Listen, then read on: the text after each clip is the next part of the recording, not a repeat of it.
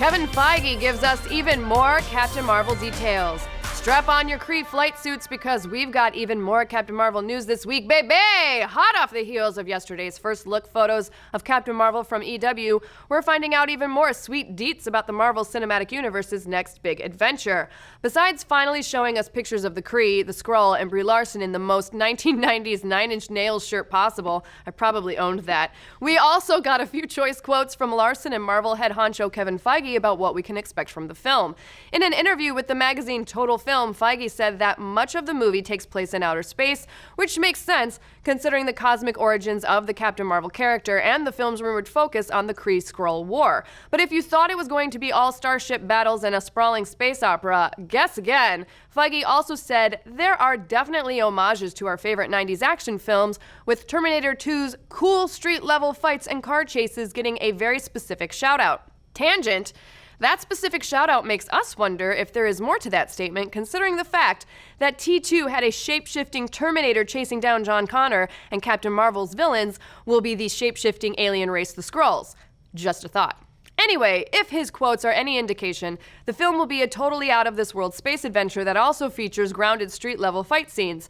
Though these two quotes seem to be at opposition with each other, it's fair to note that he didn't say that those street-level fight scenes take place on Earth streets, so we're sure it'll make more sense in the final edit. Of course, those weren't the only sweet Captain Marvel quotes we got from the mag. Brie Larson also spoke with Total Film about her superhero character, describing Captain Marvel as so strong, she can move planets. Captain Marvel has previously been described as the strongest character in the MCU, but in an interview with Entertainment Weekly this week, Larson painted a less than perfect picture of the character.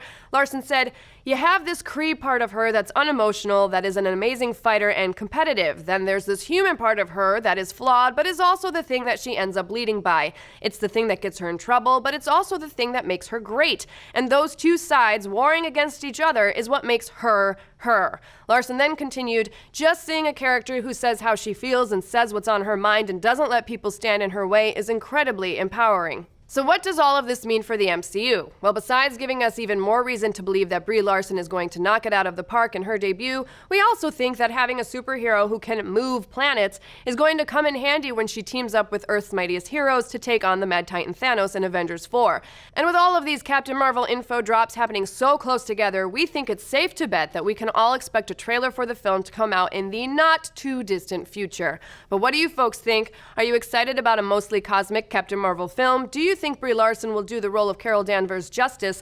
And since Thanos threw a moon in Infinity War and Captain Marvel can also move planets, do you think we'll get an extended planet throwing fight between the two in Avengers 4? Which would be amazing?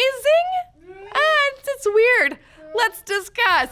Be sure to like, subscribe, and mash that little bell to get notified every time we drop a video or go live with the show. Like today with the latest episode of Animation Investigation. Did you know there were two completely different versions of the Ghostbusters?